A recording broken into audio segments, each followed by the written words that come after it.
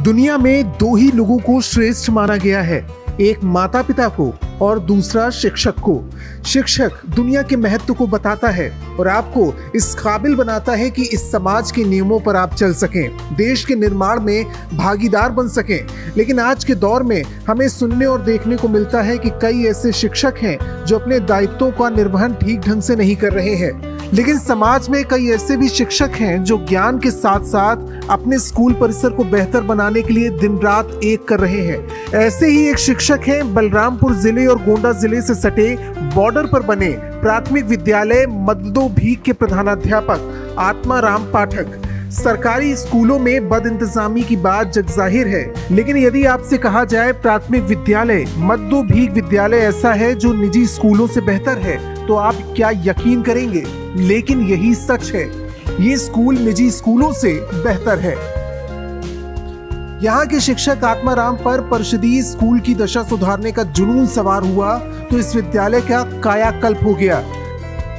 प्राथमिक विद्यालयों को जैसे ही नाम आता है तो लोगों के दिमाग में एक चीज़ बैठ जाती है कि यहाँ पर न तो पढ़ाई होती होगी और ना ही टीचर समय से आते होंगे। लेकिन प्राथमिक विद्यालय मद्दो भीख के प्रधानाचार्य आत्माराम पाठक ने इस मिथ्या को तोड़ दिया है। 2019 में जब इनकी यहाँ पर ज्वाइनिंग हुई तो यह विद्यालय एकदम खंडहरनुमा था, जिसको उन्होंने एसएमसी जो इनकी कमेटी है उसका इस मीटिंग की, उसके बाद इस विद्यालय का एकदम कायाकल्प कर दिया। आज यह विद्यालय कई अच्छे कॉन्वेंट स्कूलों से बेहतर सुविधाएं बच्चों को दे रहा है। यहाँ पर बच्चों को लाने के लिए स्कूल वाहन है, इसके साथ ही जो बाउंड्री वाल है उसके ऊपर जो पेंटिंग लगाई गई है, धरोहरें जो हमारे हिंदुस्तान की उसकी पेंटिंग लगाई गई है, महापुरुषों की चीजें बताई जा रही हैं। बलरामपुर के रहरा विकास खंड के मद्दो भीख प्राथमिक विद्यालय की चर्चा जिले में ही नहीं बल्कि पूरे प्रदेश में होती है। शानदार भवन में बच्चे साफ सुथरी ड्रेस पहनकर फर्राटेदार अंग्रेजी पढ़ते लिखते हैं तो यकीन नहीं होता कि ये एक सरकारी स्कूल है। Good morning to all my teacher and my dear friend. Today I am going to introduce myself. My name is Ans Verma. I read in class 12. My father name is Mr. Siaram Verma. My mother name is Jyoti Verma. I live in Saidapur district, Gonda, Uttar Pradesh. Thank you. School की दशा बदलने का श्रेय जाता है प्रधानाध्यापक आत्माराम पाठक को, यहाँ के शिक्षकों को और छात्रों के अभिभावकों को, जिन्होंने दिन रात मेहनत के साथ अपनी जेब से खर्च कर स्कूल को इस मकाम तक पहुंचाया। हमारा विद्यालय अन्य विद्यालयों से यदि अलग दिखाई दे रहा है तो ये केवल दो कारणों से है। पहला, स्टाफ की अथक मेहनत और उस मेहनत के परिणाम स्वरूप अभिभावकों का जुड़ाव। और हमारे विद्यालय में आज की डेट में अगर आप देखेंगे तो कुछ ऐसी ऐतिहासिक चीज़ें हैं जो वाकई हमारे अभिभावकों के प्रयास से ही हैं। हमारे विद्यालय में 2 स्कूल वाहन चलते हैं, ये पूरी तरह से समुदाय के सहयोग पर है। हमारे विद्यालय में एक कक्ष का स्कूल कमरे का निर्माण हुआ, वो भी अभिभावकों के सहयोग से ही है, उनके चंदे के पैसे से इकट्ठा करके बनाया गया है। वो हमारे विद्यालय में स्कूल की खुद की वेबसाइट है, खुद का डेटा मैनेजमेंट बेस्ड सिस्टम है। करीब 600 से ज़्यादा बच्चों के लिए बैठने की व्यवस्था है।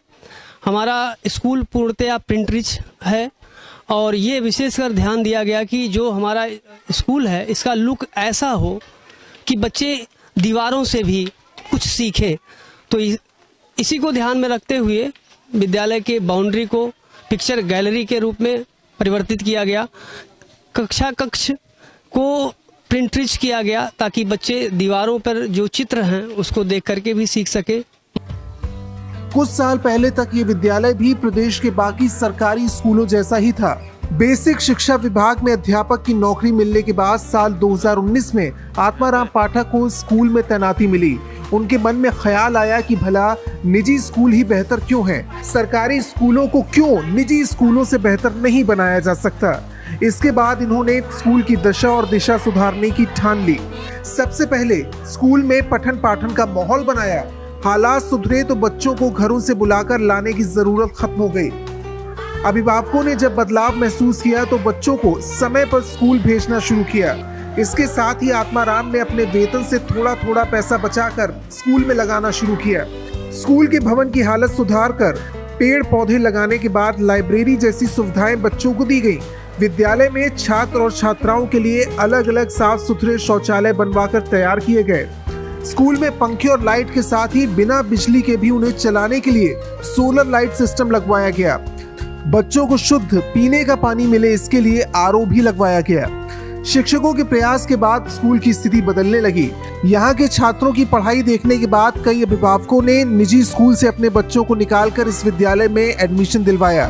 धीरे धीरे यहाँ छात्रों की संख्या 600 के करीब पहुँच गई। लाइब्रेरी है जिसमें हमारी वेबसाइट से ही कनेक्ट जो डेटा मैनेजमेंट सिस्टम है वहाँ से भी किताबें स्क्रीन पर दिखाई देती हैं। बच्चे वहाँ पे बैठ के लाइब्रेरी में बैठ के किताबों को स्क्रीन पर भी पढ़ सकते हैं और ऑफलाइन पढ़ने के लिए भी बहुत सी किताबें उपलब्ध हैं लाइब्रेरी में। इस समय हमारे विद्यालय में 585 बच्चे एडमिशन ले चुके हैं। सरकार की तरफ से 5 परमानेंट टीचर्स हैं, 1 शिक्षा मित्र हैं और 3 टीचर हमारी एसएमसी की तरफ से रखे गए हैं। एक रिसेप्शनिस्ट भी एसएमसी की तरफ से रखा गया है, एक रसोइया भी एसएमसी की तरफ से रखा गया है। इनका मानदेय पूर्णतया अभिभावकों के सहयोग से ही चलता है। यहाँ के बच्चे छुट्टियों के मौके पर पिकनिक भी जाते हैं। इस बार यहाँ के बच्चे घूमने और सीखने के लिए नेपाल पिकनिक पर गए थे। मिड डे मील से लेकर अक्सर प्राथमिक विद्यालय सवालों के घेरे में रहते हैं, लेकिन यहाँ पर मिड डे मील का किचन बेहद साफ सुथरा रहता है। मील के अनुसार यहाँ बच्चों को भोजन दिया जाता है। सबसे बड़ी बात यह है कि निजी स्कूलों की तरह यहाँ के बच्चे भी स्कूल बस से ही विद्यालय आते हैं। आपको जानकर हैरानी होगी कि स्कूल बस चलाने वाला कोई और नहीं बल्कि यहाँ के प्रधानाध्यापक आत्माराम पाठक और एक शिक्षक हैं। ये दोनों लोग सुबह 6 बजे बस लेकर निकलते हैं और छात्रों को लेकर विद्यालय आते हैं। Bureau report, Gonda post.